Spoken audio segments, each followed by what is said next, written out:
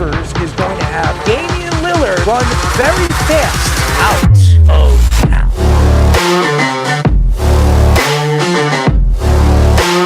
Does he help them win? You're under 500. Aaron Judge helps the Yankees win. You're paying the player $300 million. You better be sure that that guy's going to help you get over the hump.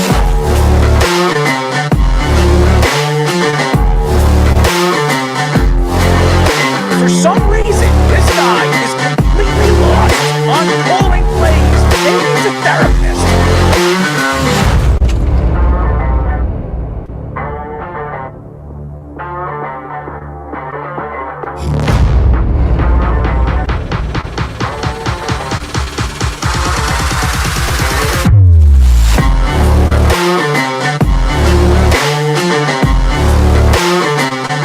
Did you see Lamar Jackson cry to the referee? No, he didn't.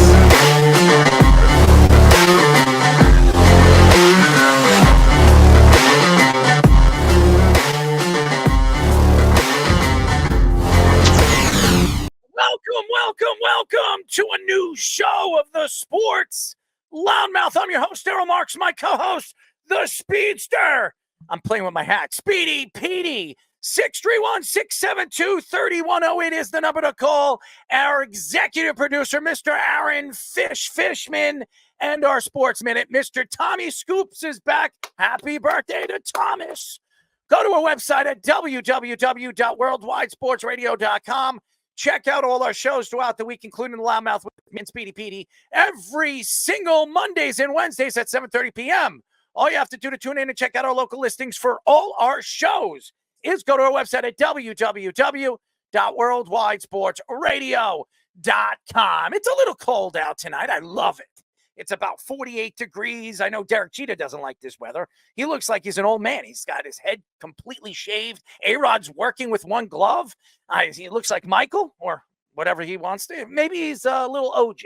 And then you have David Ortiz enjoying himself with his hangy earring from one of his ears. So it looks wonderful watching the Mets and Dodgers game as game number 3 in Citi Field. So Met fans are excited. This could be a good way to the World Series if they win tonight. So we will get into that a little bit later, but we have a great show lined up for you. But before I introduce everything that we're going to be talking about, Speedy, what is up? Well, yeah, we're hoping those guys will be playing like Derek Jeter and David Ortiz in the postseason tonight. That would we be could nice only to hope. say. I mean, you could only hope. I could only hope.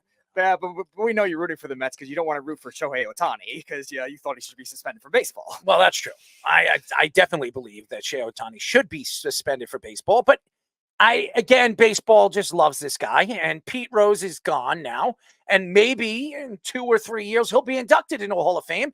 Meanwhile, he should have been inducted 10, 15, or even 20 years ago. So I think baseball should be ashamed of themselves. That's just my whole opinion, but that's for another show. I'm not getting into that again. At 8 o'clock, we'll be talking to former 23-year NFL kicker John Carney will be joining us.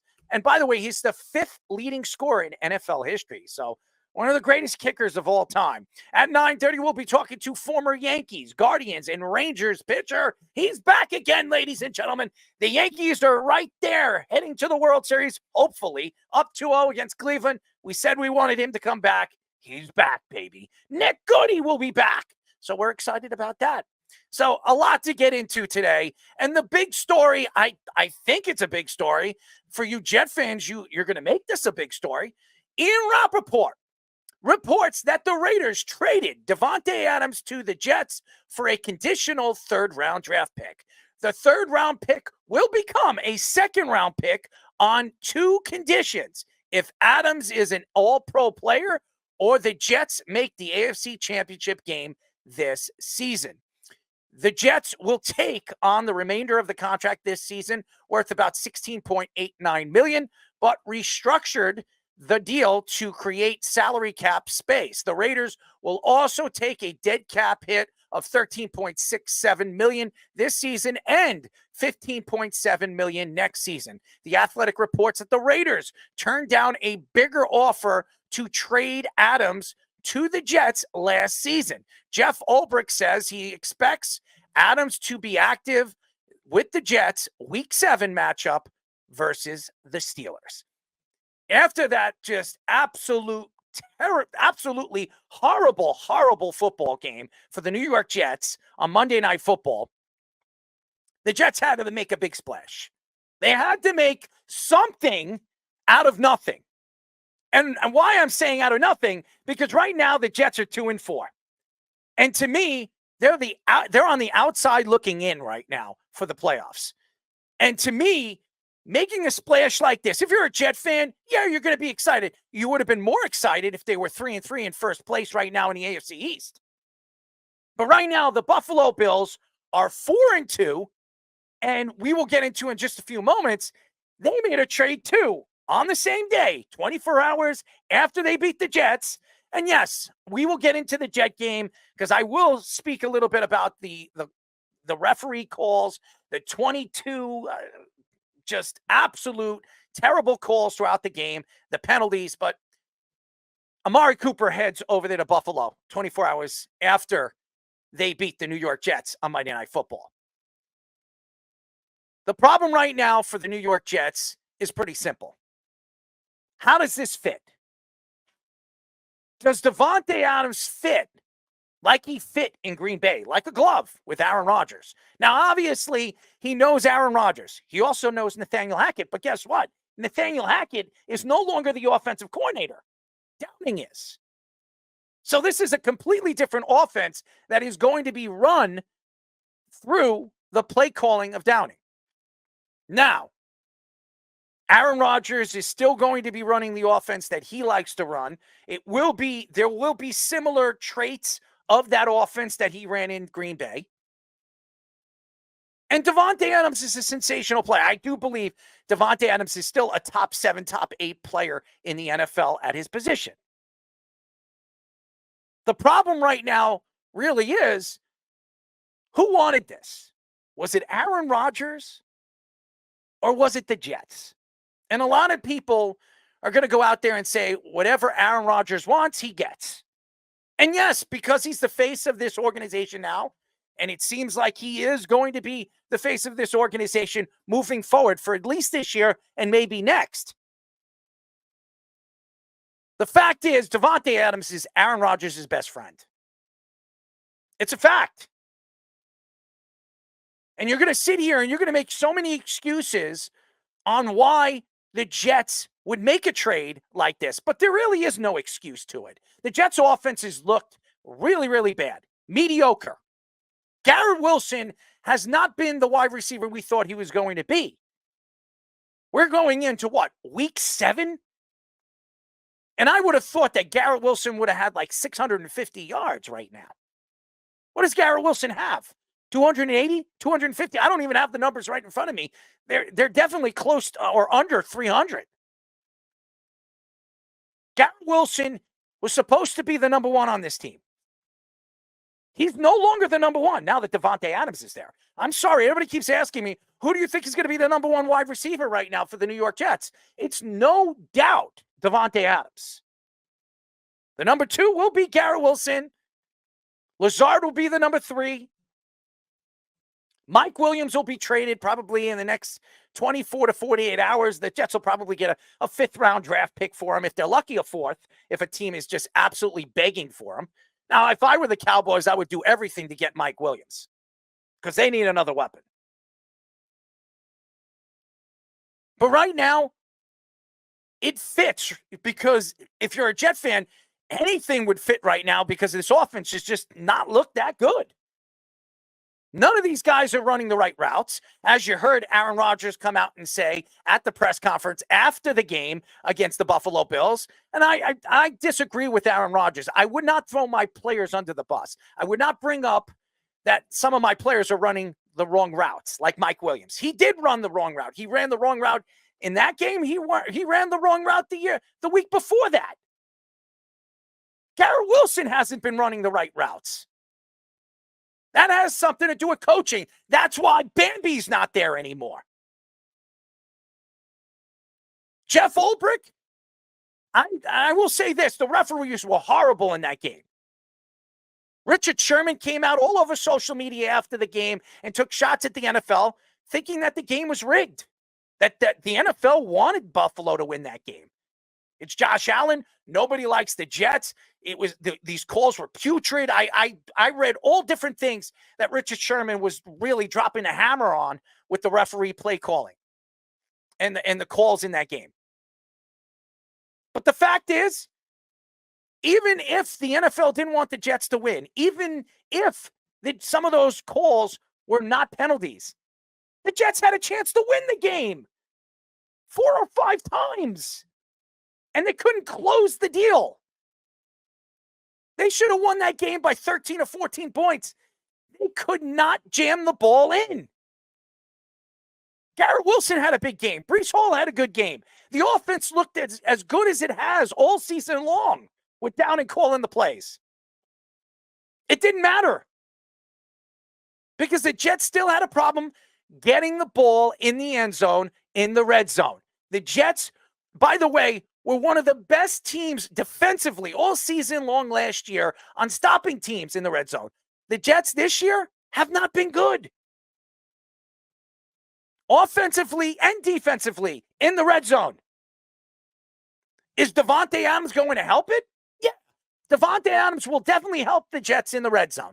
He will help them in the open field. He will help Garrett Wilson out. He will open up the field probably for the running game because teams are going to have to double, maybe even triple team him if he still has that chemistry with Aaron Rodgers, which we believe he will. But again, you're sitting here today. The Jets are still on the outside looking in when it comes to the playoffs. Did they make this trade for this year and next year? Or if Aaron Rodgers doesn't get this team into the playoffs, does he walk away? Does he retire? And if he does, Davante Adams has an option to opt out of the contract in the offseason, or the team has an option to not re-sign him. So you know what happens? They give up a 3rd-round draft pick. They don't make the playoffs. Aaron Rodgers runs away, which, by the way, they lost the 2nd-round draft pick for Aaron Rodgers. They lose a 3rd-round pick for Davante Adams. So you lost a 2nd and a 3rd, and you still couldn't make the playoffs. And the Jets have been absolutely dreaming about making the playoffs for the last 14 seasons. 14 seasons up, 14 seasons down. There is no excuse on what happened on Monday Night Football, and that's why Joe Douglas pulled the trigger 24 hours later.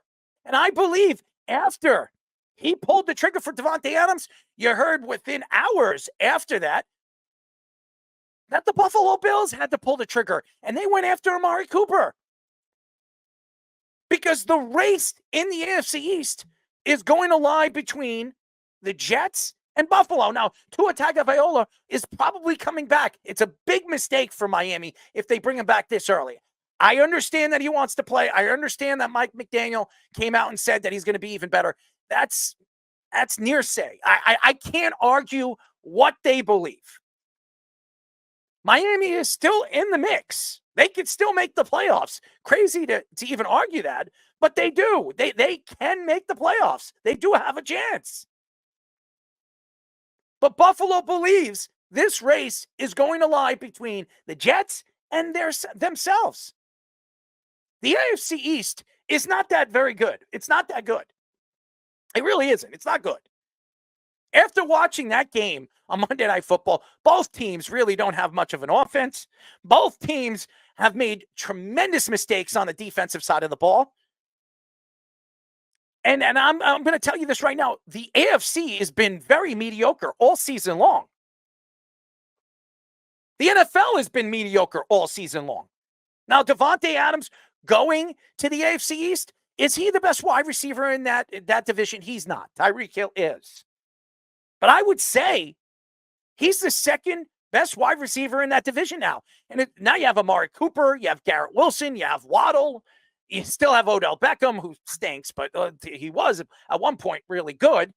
And we know the New England Patriots have nothing.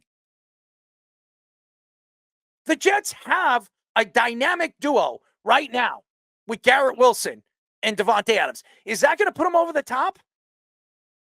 And the problem is they're trying to find ways to get this offense moving. It's been a huge, huge problem because, and it's really a battle of halves. The defense plays well in the first half. The offense don't play well in the first half. The defense plays bad in the second half. The offense plays well in the second half. It never works on 4 quarters for the New York Jets. It's an embarrassment. And I'm telling you this right now. And I want to hear it from any of the Jet fans. If this doesn't work out, I don't want to hear that there's excuses from the organization and how this organization and this team was built over the last 3 years, and you're going to point your finger at Joe Douglas. This isn't Joe Douglas's full fault. It isn't. He did what everybody else wanted. He wanted Aaron Rodgers. So did Mike Greenberg. So did everybody else. Everybody wanted Aaron Rodgers. Now, all of a sudden, Aaron Rodgers is here, and he's not producing, and he's not doing what everybody thought he was going to do. Now, everybody's saying Joe Douglas is the blame for this. He should have never made that move to bring in Aaron Rodgers. And the same thing goes to Davante Adams. He makes that trade. Right now, everybody's loving it. Well, not the analysts, but a lot of people, all the fans loving Davante Adams. I was at the gym the other day, and every single we got Davante. We got Davante. Oh, people better be watching what we're going to be doing. Yeah, what are we going to be doing? We're going to put the ball in the end zone? Because guess what? The Jets are one of the worst at doing that. Aaron Rodgers has all the weapons. And again, I don't blame this on everybody wants to blame this on Aaron Rodgers on why this offense isn't really clicking. It's not just him. It's coaching. It's coaching. Those penalties, I don't believe they had 22 penalties. I would say probably 14 or 13 penalties were the Jets' fault. That's coaching. Let me ask you guys a question. You watch football, and you look at all these great coaches over the years. The Bill Belichick's, the Tony Dungy's. Right now in the NFL, I guess you can point out, if you like, Sean McVay, Kyle Shanahan. These great coaches. Have you ever seen a great coach and a very well-coached team have 22 penalties in a game as bad as that one? And that has to do with coaching. Because the first thing you tell or you talk about after that week, when you're going to all these different classes, or you're sitting down and you have these meetings, the first thing you're going to look at is penalties. These bad penalties that your team has put your team in bad positions defensively and offensively. That's the first thing. Fish is the Fish is a coach, and what is he doing at these meetings? What are you going to do at these meetings? You're going to be sitting and you're going to be speaking to your team, pointing out, well, you can't do this and you can't do that. You shouldn't be doing this and you shouldn't be doing that. You're pointing out the mistakes that they made, which could have cost your team points or a chance to win the game. And I'm going to tell you this right now. In the fourth quarter, I think they just had 5 penalties or 6 penalties in the fourth quarter. And they were in position to score in probably 3 out of the 5 or 3 out of the 6. And it pushed them back 10 yards, 15 yards, which put them out of field goal range, which I don't trust Greg the Leg anyways. Or they could have punched it in on the 10 or the 5-yard line and maybe take a chance with their stupid run plays with Breece Hall. But nevertheless, they made so many mistakes in the game, they couldn't do that. They lost by 3 points in the game. 3 points in the game. If they could have cut half of those penalties out, half of them, the Jets win the game. So Davante Adams, great story. I know Jet fans are so excited about it. I'm happy that Davante Adams is here with the Jets. I told everybody last year that he was heading to the Jets before the trade deadline. I said it in the beginning of the season. I heard it from Vegas that there was no doubt in anybody's mind from Vegas and all the betting that he was heading to the Jets before the trade deadline. Everybody got what they wanted, or what he or she wanted. Everybody. Now they got to go out on the football field and produce. There's no more excuses. Aaron, I don't want to hear any more excuses in the press conferences, pointing fingers at some of the players not running the right routes. Now you have a wide receiver, one of the elite wide receivers in the league, that could go out there and teach the routes that you want them to run. You have one of the better guys to teach at that position. Now, Davante Adams is there. There's no more excuses for this team and this offense. You have practically all your superstar players that you had there over there in Green Bay. Even Lazard, he's there. And Lazard's having a fantastic year. Lazard is having a record-breaking year for himself. Lazard is on his way, if he keeps it up. I don't know if he is now that Davante Adams is there. He was on his way to have probably a 900 or 1,000-yard season. That's where he was heading. And he's been his most, what is it? What do they call it? His dynamic. No, not even dynamic. His most, apparent player that he was throwing to. And again, Davante Adams is going to see the ball at least 10 times. I'd expect Garrett Wilson to see the ball at least 6 times. So, or 7 times. And I expect Lazard to see it about the same amount as Garrett Wilson. So we will see how this offense works. Now, with Davante Adams, Aaron Rodgers, Alan Lazard, Garrett Wilson, Breece Hall, and Mr.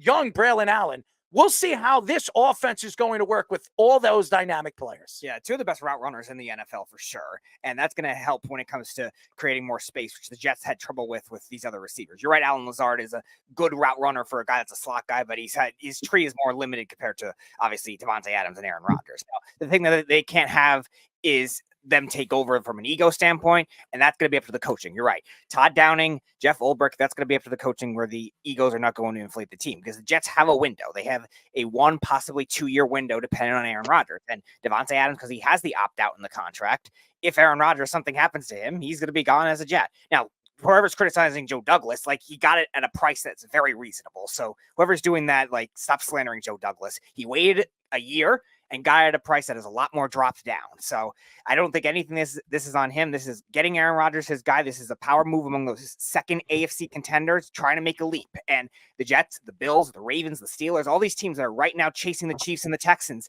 they're going to make these moves for these wide receivers. Everyone was interested at the time. And the Bills made their move. The Jets made the move that they should have made. And here they are. And I want to say something. And I'm reading what Keith is saying right now. And he says that Tony Dungy wasn't a really good coach. Yeah, he was. And I understand he had a great quarterback. But if you remember Peyton Manning, his first year was horrible. It was one of the worst rookie seasons we've ever seen a quarterback ever have. Tony Dungy was his coach. He was the one that was, obviously training him and getting him back, believing that he could be that star quarterback that he became. Tony Dungy really developed Peyton Manning as a young quarterback. So you could say whatever you want. You don't want to give Tony Dungy any credit. Tony Dungy was a good coach. 148-79 is a good winning record. That's over, if I'm not mistaken, that's over 668 in the postseason. And that's 668 in the regular season. Postseason, he's a 474 postseason head coach. That's almost 500. So that's a good coach. You're going to give Tom Brady all the credit in the world because of what Bill Belichick was as a head coach before Tom Brady became the starting quarterback of the New England Patriots? No. You need a good coach. Just like if you look at Andy Reid right now in the NFL. Andy Reid never won a Super Bowl until he got Patrick Mahomes. But Andy Reid actually coached in a Super Bowl. He coached in a Super Bowl with Donovan McNabb. He couldn't beat the Bill Belichick Patriots, but he still actually coached in the Super Bowl. He's one of the great offensive minds. I understand when you look at the quarterback play and you're pointing fingers at how great the quarterback is and how big of a Hall of Famer he's become after he retired. Tony Dungy's a Hall of Famer. You're going to tell me the only reason why Tony Dungy's a Hall of Famer is because of Peyton Manning? I'm sorry, you're wrong, Keith. No, every good coach needs a good quarterback, just as much as every good quarterback needs a good coach. Aaron Rodgers has won 1 Super Bowl. Mike McCarthy was his coach. Mike McCarthy's won 1 Super Bowl. Is Mike McCarthy a great coach? I would say no. He's a good coach. Now, if Aaron Rodgers had Bill Belichick, if he had Bill Belichick as his head coach, do you think Aaron Rodgers would have 1 Super Bowl or 3, 4, or even 5?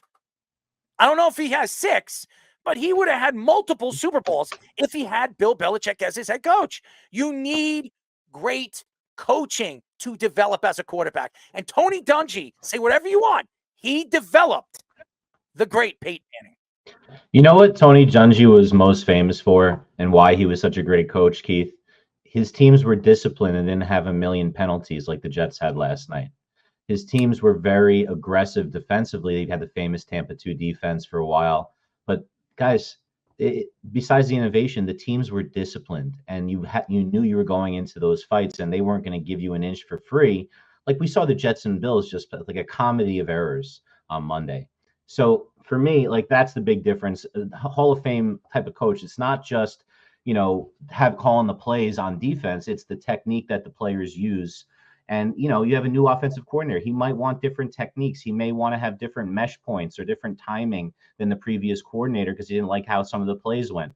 Like we watched the Jets get stuffed twice, 3rd and 2, 4th and 2, and get nothing. Well, maybe he wants to change the way they block it. Now everyone has to learn new things. That's what's going on with the Jets right now. That's Tony Dungy's teams never had problems like that. You want to hear something? Yeah. I'm reading what Keith is saying right now on the board, on the message board right now. And he says Tony Dungy was a defensive coordinator and Manning was an offense. He was the offensive coordinator for the Indianapolis Colts. But guess what?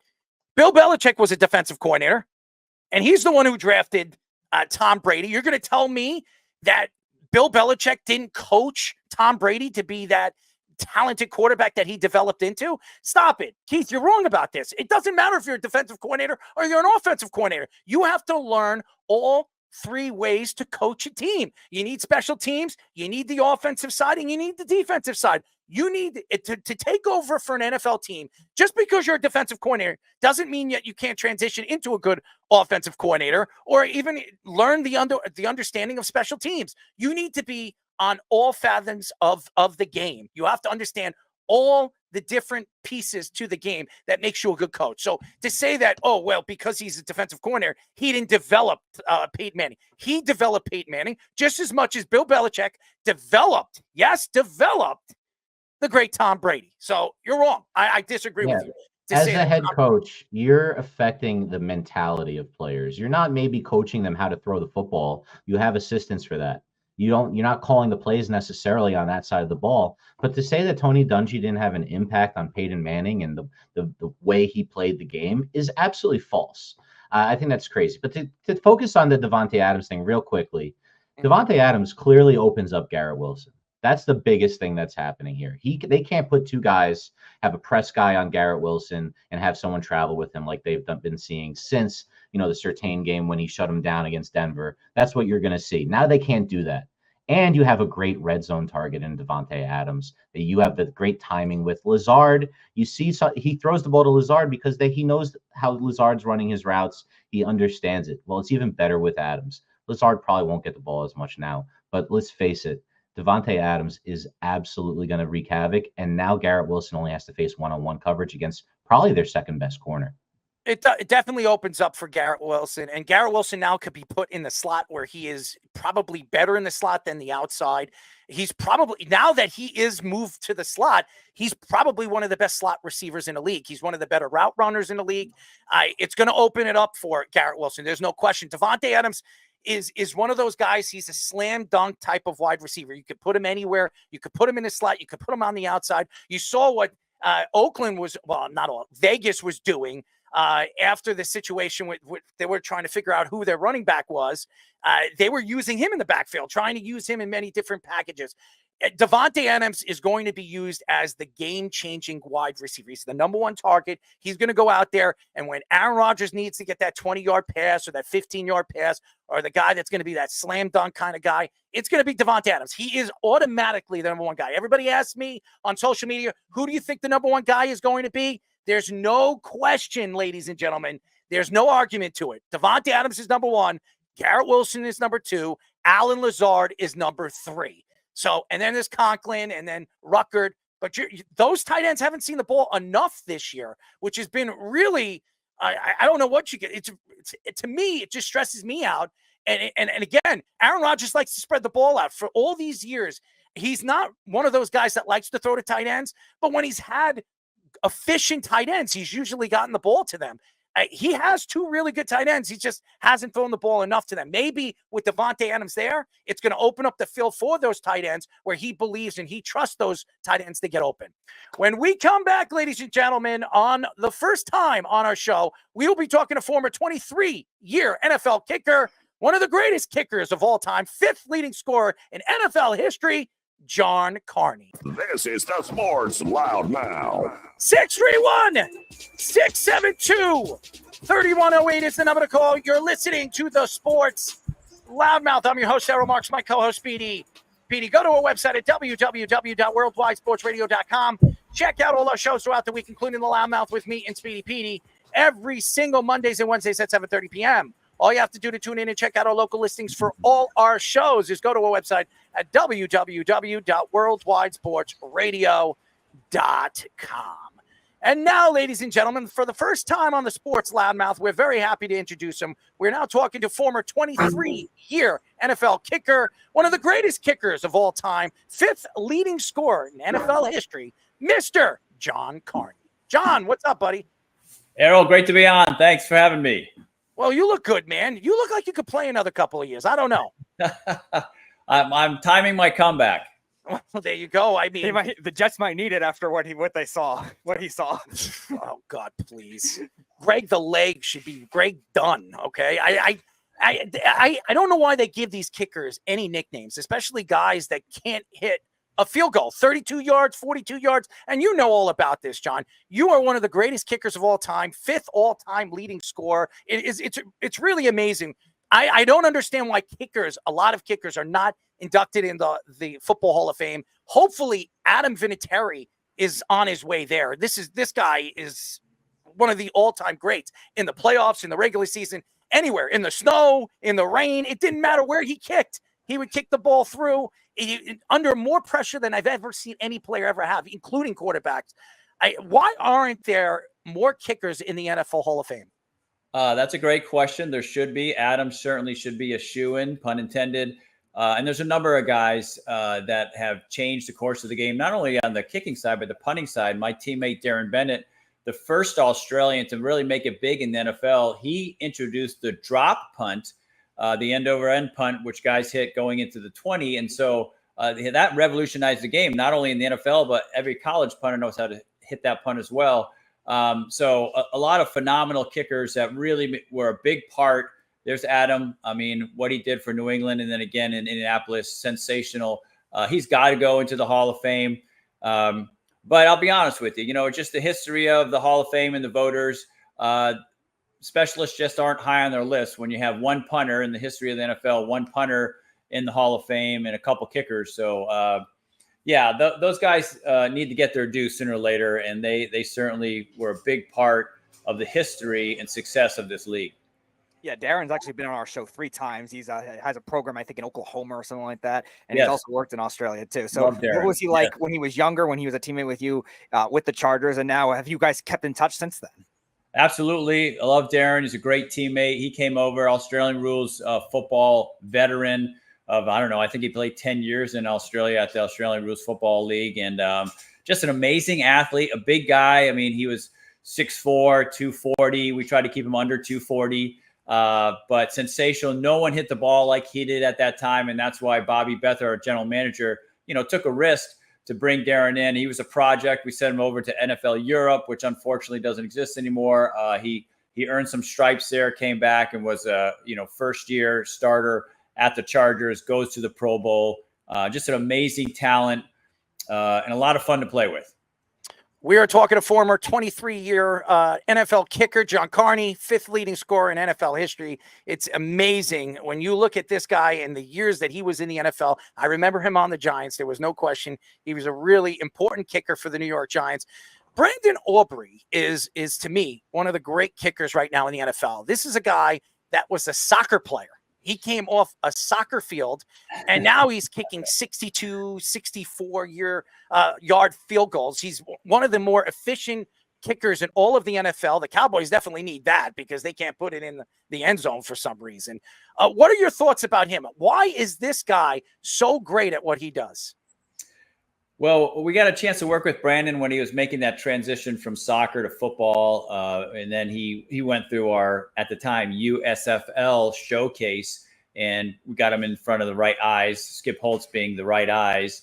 And, Skip took a risk with Brandon, a guy who never really kicked in a football game at that level and was sensational for 2 years with Birmingham Stallions, 2 championships. And then Dallas got smart and said, hey, we think that guy can kick for the Cowboys. And obviously he's been sensational, but he's our guy. So like, as far as soccer terms to go, he's on the bigger side of a soccer player. I always knew he was very talented with his feet, and he had a very good mind as far as concentration, handling pressure, the mental game, just being very detailed about his work. But what he brings to the table, which a lot of us didn't realize, was his distance and his range. He's knocking down 65-yard field goals, 61-yard field goals, 58-yard field goals. Really, really amazing stuff. And, he may turn out, I joke, but the best kicker that ever came out of Notre Dame, maybe a guy who never kicked at Notre Dame, Brandon Aubrey. So there was a discussion about a month ago. We were talking about it on the show. A couple ex-kickers were saying that because kickers gotten so good long distance, they should try to change the rules. Some of them said like narrowing the uprights or other things to make it more difficult. What are your thoughts to that kind of thing with how good kickers have gotten? Well, I tell you what, they are great. I mean, the host of kickers we have right now in the NFL are exceptional. You got Justin Tucker, who's been the GOAT, Harrison Bucker, some young talent out there that are coming into the league now.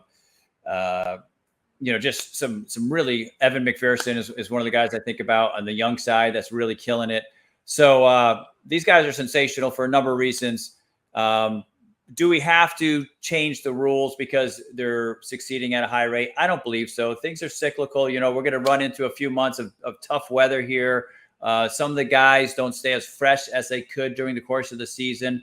We're going to have some backup snappers and backup holders who have to sneak in there and fill in for some injured players. So the stats will balance out a little bit more as the season progresses. But you know what? Hey, every position evolves. Every position gets better. Athletes get better. We just saw, I mentioned this several times recently, the Olympics, every Olympics, every 4 years, we have new Olympians come and break world records. And so it's no surprise that the NFL quarterbacks get better, linemen get better, receivers get better, kickers and punters get better. It's just the evolution of athleticism, of sports science.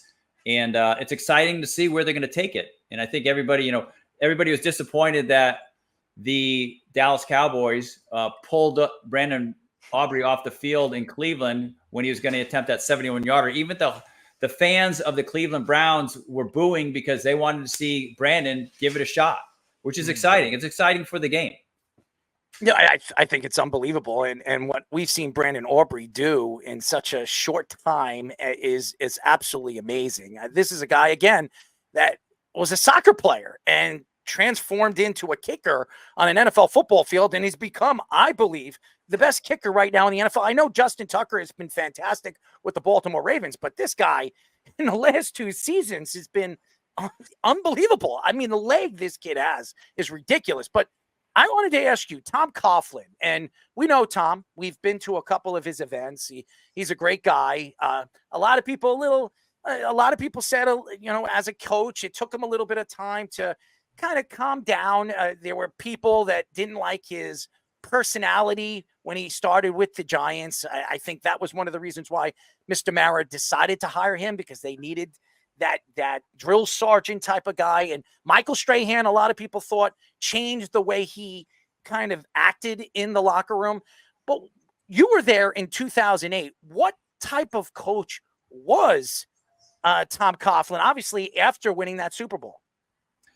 He's one of my favorite coaches, and I never thought I'd say that, because I had friends and we had some players from the Jacksonville Jaguars come to the Chargers.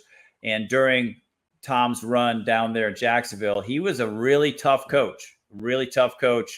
And he hammered the players. And some of the players didn't really like that type of treatment. He did change. And maybe it was Strahan and Shockey and a few of the other players, but he did.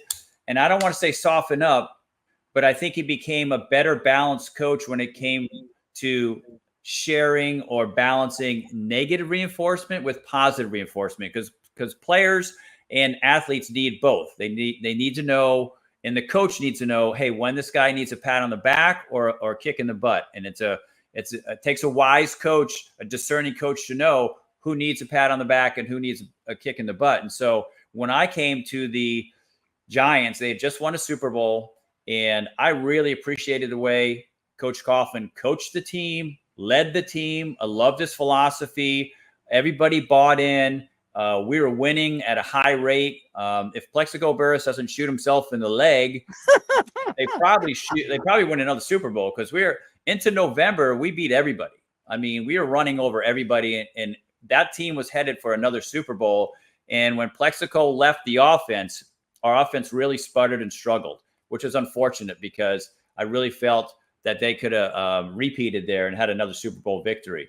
But I really, really appreciated Tom Coughlin and the way he coached, and he had that thing rolling. He and Jerry Reese, the GM at the time. And if you look back, that's the last time the Giants were rolling, because when those two left, it's been rough going for the Giants. So the year before, you played with the Chiefs, another fiery coach, Herm Edwards. What was he like as a coach on and off the field? Well, by the time I got to the Chiefs, the ship had taken on a lot of water. I started the season filling in down in Jacksonville. Josh Scobie got hurt week 1. I went down there, filled in for 10 games for Josh, waiting for him to get better. And when he did, he came back. The Chiefs called me up and said, hey, can you finish the season for us? And I said, I'd be happy to. So came out. It was really odd, because as you can see, all my helmets are blue or black, and playing in a red uniform. And for 11 years, red was the enemy, because I was with the Chargers, and we saw the Chiefs twice a year, and we had a great rivalry there. And so to be in Arrowhead training there wearing red was really bizarre for me. But great organization, great ownership, really, really enjoyed the franchise. But the team really was struggling. Herm Edwards, things were just not going well. That was his last time there that season at Kansas City. So it was unfortunate, because things just had kind of unraveled at that point. I think it was week 11 when I showed up. And so they kind of rebuilt the house after that season. New coaching staff, some new players, kind of hit the reset button after that season. It's unbelievable how football works. You have 2 bad seasons and you're gone. You start over again. We got to start over. We're going to get rid of this guy, that guy, this guy, new coaching staff. Hey, new GM, and just start over again. This is football. We are talking to former 23-year NFL vet kicker John Carney, 5th leading scorer in NFL history. He's fantastic, great personality, doing some good things now that his career is over from the NFL, and really developing some of these young quarterbacks now in the NFL. You know, John, you look at the new kickoff rule, and a lot of people are wondering, hey, what are these older kickers looking at now? I mean, the NFL is trying to change the game. I think they've been ruining the game. The football game, the NFL game has always worked. People love to watch it. Obviously, the CTE situation is something that they definitely needed to look at, and I still think they need to look at to give insurance to all the past players that really helped develop and bring this game up from where it was and what it is today. What are your thoughts to the new kickoff rules right now in the NFL? Well, they're attempting to make it a safer play, which they have. It's a safer play now, 100%. But I don't think they nailed it yet. I think there'll be some more adjustments. Right now, teams seem to be hitting a lot of touchbacks, and so now it's becoming a ho-hum, boring play again. And I don't think that's what the NFL wants. We want a kickoff return. We want action on the field. I think it's set up to be pretty action-packed and safer, because we don't have anybody running at full speed, but we're not getting as many returns, I think, as a league would prefer. So I think they may change something there in the offseason to ensure a few more returns, to make that more of an exciting play, a watchable play. So I've seen on your Instagram with your coaching a lot of kickers that have made the training camp rosters. I know the Rams kicker Haversick, I think his name was, you worked with last year as well. So talk about some of the coaching, some of the kickers that you've developed, and some of the concepts you preach as a training guy. Well, yeah, probably 2 of our most recent success stories are Brandon Aubrey and Younghoe Koo. Love Younghoe Koo. He is the face of the franchise down there in Atlanta. When he makes kicks, they win games, and they put him out there almost every other week to save the day. He's phenomenal and just a great man. He spent over a year training with us after things didn't work out with the Chargers. So those are two guys. Dan Whalen, who's punting up there in Green Bay, he spent some time with us as well. And I knew Dan back in high school, and then he came down and spent about a year with us prior to his XFL season, which bounced into Green Bay and his NFL career. So discipline of a routine. So athletes are married to routines, committed to routines. So we want to make sure the player has a strong routine. His work week, so what he's doing, lifting, training, his kick and punt load during the week, making sure he's covering all the conditions and situations that he'll face or possibly face during the course of the game. His pregame routine is very important. Pregame sets you up for success or failure. So you need to identify every aspect and element of the environment that's going to be a factor. You need to warm up and make sure your leg's feeling good, what kind of gas you have in the tank for that game. And hopefully you have a full tank of gas, and then your routine during the course of the game. So what do you do during the course of the game from whistle to whistle where you're mentally and physically dialed in and focused, but not burning yourself out? So these are all topics that we cover. Everybody's going to have their own equation that works for them, their own formula. We want to make sure they find their formula for success. You know, John, you were speaking about gas and, you know, how much gas they have. I mean, Speedy has a lot of gas, but not that kind of gas. I mean, seriously. And Speedy's always running on empty. So we need to find a way to get him up. You know, Speedy, how do we kind of raise your personality? I mean, seriously, do we have to do something for you? Maybe John can give you little tips or something. John can try to coach my kicking ability, but I do not have the strongest legs. Well, we all know you got stick figure legs, so maybe John knows how to work those things out for you, Speedy. We got training. We got strength, power, agility, flexibility, mobility, and explosion. Okay, don't forget the explosion. You got to do some jumping. Okay, you got to get some resistant bands tied around your legs, and then caffeine is a good one. Don't forget the caffeine. Oh yeah, that part of it I'm fine with. The actual workout part is another question. This guy, all he drinks is coffee. I mean, seriously, every time I see him, we're going to an event, a football event for kids. We're doing play-by-play in color. All he has is this big jug of coffee, and he always leaves it in my car. I can't stand coffee. All right, I don't like coffee. I don't like tea. I don't drink anything with caffeine 90% of the time. So well, I know you guys are on the East Coast. You know, America runs on Dunkin'. There we go. I know you're there every morning. Donuts. The only thing I will say this, I like jelly donuts, but I got to stay away from it because one jelly donut isn't enough for me. I got to eat like 2, 3, maybe even 4 of those babies. And but before you know it, I'm going to be type 1 diabetic. So I'm not gonna be eating any of those donuts, right, Speedy? You like the donuts? I do. You're more like a Boston cream, right? I'm more chocolate glaze is my favorite. Oh, you're chocolate, but you like the cream, right? Not really. You don't like the cream? No, chocolate's a good flavor. Chocolate is a great flavor. As everybody knows, we are talking to former 23-year vet NFL kicker John Carney, 5th leading scorer in NFL history. It's unbelievable. 23 years in the NFL.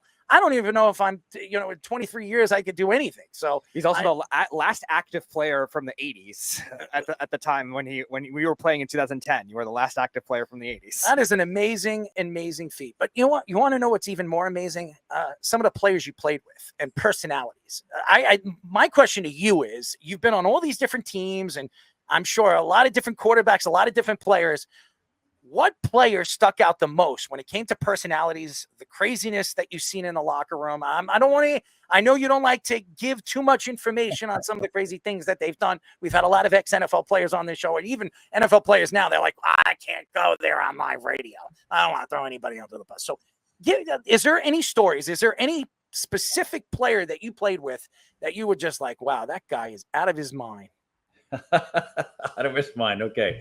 My good friend Kyle Turley was passionate about football and passionate about everything in life. Very creative soul. Art was his major at San Diego State. Amazing player for the Saints and then with the Rams. He was an animal.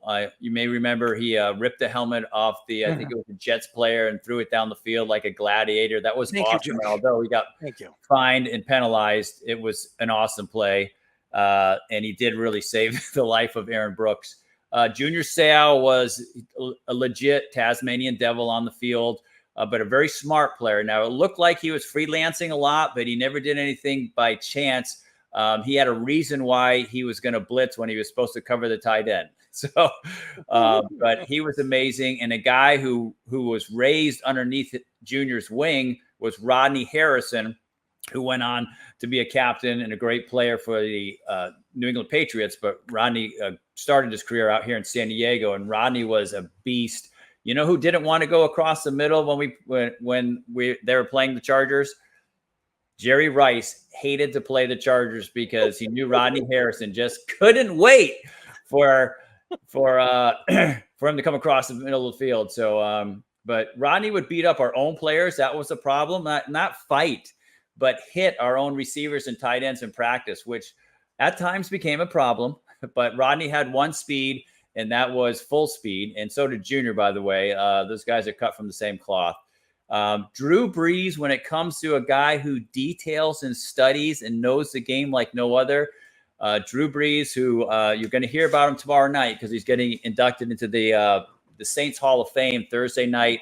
That Thursday night game, which is going to be pretty cool because Sean Payton returns to the Superdome for the first time as a coach of the Denver Broncos. So that's going to be really cool. But Drew Brees, I don't know if I've ever seen a smarter, more detailed, more disciplined, more routine athlete. There's no reason why, there's no surprise why he was so successful. I mean, he had the arm, he had the athleticism, and by the way, a rebuilt arm.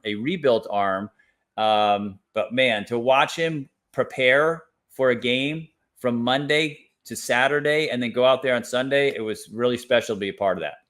So you were in New Orleans at the time when they were had the whole thing with Steve Gleason as well, ALS with him. So what was he like, and what was that whole experience like with him and everything that went on with Steve in the New Orleans community?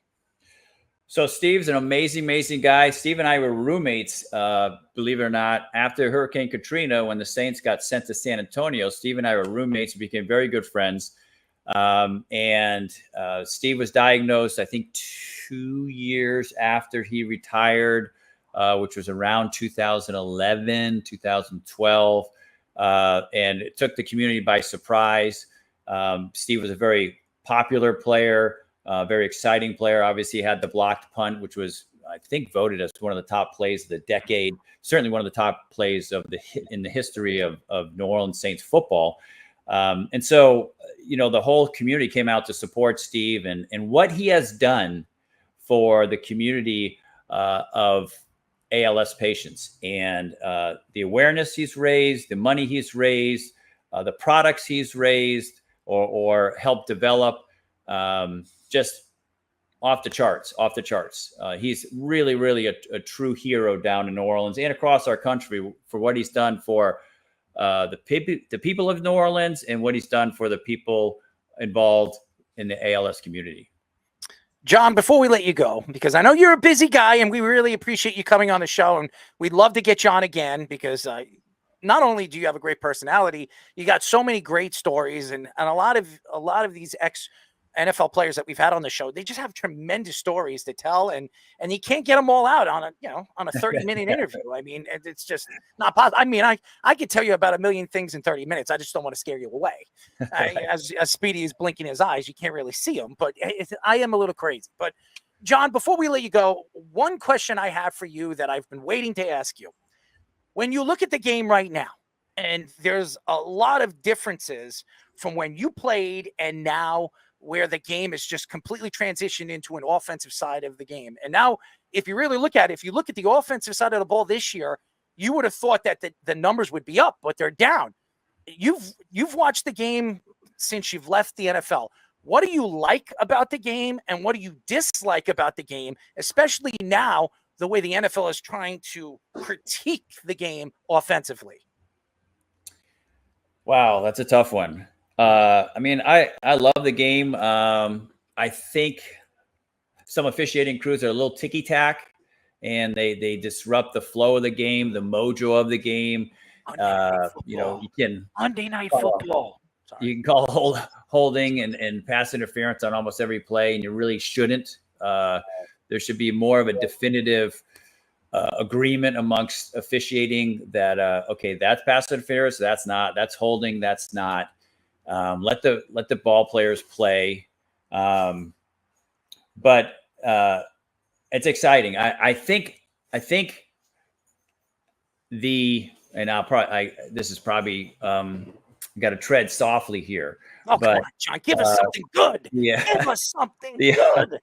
The bargaining agreement when players and owners get together and we do this collective bargaining agreement, we've done a lot of great things. The players union has done a lot of great things to advance the benefits for players. You mentioned health insurance. Absolutely. We would love health insurance. So if anybody's listening, health insurance, lifetime health insurance for these players that have given so much of their physical talents, but also their physical health to the game. Lifetime health insurance really, really is important. We don't have that. Love to see that happen. But the players trying to reduce some of the time that coaches and organizations can have with their players in the offseason has really been a catch-22, because although it's kept some players healthy because there hasn't been as much mandatory coaching or mandatory events or practices that they have to attend, a lot of the young players are missing out on some really good coaching because they can't get coached. And so a lot of the young players or a new player to a team really wants to be around the offensive and defensive coordinator, really wants to be around his position coach and learn the offense and learn the defense and learn what the coaches are looking for, learn the techniques and the philosophy and the mindset of that team. So when they go into training camp, it's not, oh, we got a new guy, we got to introduce him to our offense. No, he's already had some good work. And so I would like to see some flexibility there where some of the younger players or a new player to a team has the opportunity to spend some more time with coaches when it's not, against the rules, because in the collective bargaining agreement, there's only so much time you can spend with a coach in the offseason. I think that's hurt some of the performance of the game. And I think that's why sometimes at the beginning of seasons, it looks a little sloppy. Well, we really appreciate the time as always. I know you're a busy guy. And by the way, whenever you want Speedy to come to your training facility, I think he needs his stick figging legs out there. Maybe teach him how to squat. I mean, I could help him, but I don't want to kill him. At least if there's somebody to blame, we'll just blame it, on ex-NFL players. That would be probably better. And his parents. I would never blame John. Well, you'll blame me. That's what you. Oh, he's the one who sent me here. He's the one who's trying to kill me. But anyways. Well, Speedy, John, we got a locker for you. We got a locker for you as well, Errol. We got caffeine for you guys. So come out, join us for some workouts. Come to Carlsbad, California, get some sun. I know it's going to get cool out there in New England. So come on out for a little break and some workouts. You know what? I might take you up on that offer. Okay. Because I love working out. We could do the show. We could do the show from right here. Let's do it. Let's do it. Anytime. You pick a time that we can come out there. Maybe in the off season, we'll get some of your kickers, guys that are future NFL players or even NFL players that would like to come on. We'll do a live show. We will take the show to your facility. How's that? Done deal. All right. John, we really appreciate your mentor, Greg Zerline, to get him out of his woes. Oh, God, please. Greg the leg. Please. I just want to say Greg's been a great kicker. He's an extremely talented kicker. He's won a lot of games. And don't panic, Jets fans. Greg's fine. You're fine. A windy night. Blow it off. Let it go. He'll be fine. John, I love you, man. But everything you just said, it's just, you can't sell me. You can't sell me on the Jets. I've been a Jet fan since the day I was born, and I have watched treacherous, again, I'll say it very nicely, very treacherous games of football in my lifetime. So please, anything you tell me as a Jet fan, you're not going to persuade me to believe it's going to change. But thank you. I will share this. One of my best friends, we train together a lot. We still keep in touch. My wife and his wife are very, very good friends. One of your great Jet kickers, Nick Folk, who's still getting it done, in his late 30s. Yeah, he's a folk hero. He's just not a hero of any of my teams right now. So thank you. Anyways, John, we really appreciate the time. Speedy will reach out to you. I'm definitely interested in doing that. Keep up the good work, and we'll talk to you soon, bud. Thanks, Errol. Thanks, Speedy. You guys have a great weekend. Thank you, Thank John. you. John Carney, one of the greatest kickers of all time. Speedy, Peter Patter. Come on, guys.